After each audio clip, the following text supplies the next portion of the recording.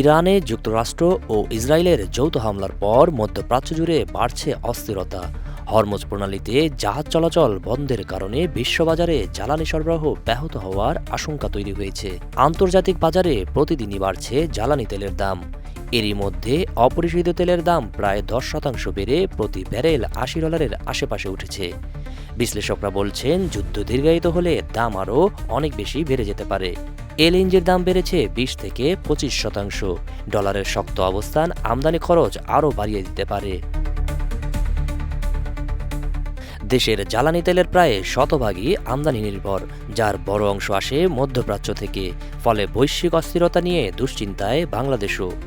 এই পরিস্থিতিতে দাম বৃদ্ধির শঙ্কায় আছে সাধারণ ভোক্তারা। এখনো সরকার তো ঘোষণা দেয়নি যে তেলের দাম বাড়ান, এটা কিন্তু অলরেডি তেলের দাম বাড়াই দিছে। তেলের সমস্যা দেখা দেয়, তাহলে তো ওভারঅল বাংলাদেশ বলতে শুধু বাংলাদেশ না, পুরো বিশ্বেই সমস্যা দেখা দিবে। কারণ সাধারণ মানুষ আমরা তো এতদিন প্রস্তুতি ছিলাম না, এখন হঠাৎ করে দেখলাম যে যুদ্ধ লাগার কারণে এখন দাম বাড়তে, এখন হিমশিম তো সাধারণ মানুষ খাবেই।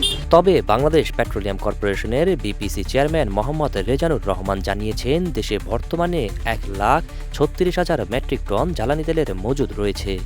দাম বাড়ার কোনো শঙ্কা নেই বলেও জানান তিনি।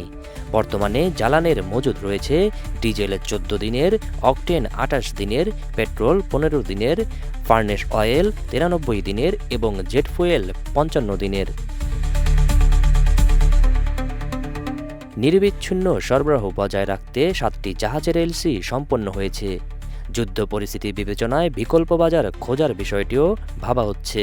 বিশ্ববাজারে অস্থিরতা বাড়লেও সরকার বলছে মজুদ স্বাভাবিক। এখন নজর যুদ্ধ পরিস্থিতি কতদিন স্থায়ী হয় এবং তার প্রভাব কতটা পড়ে দেশের বাজারে।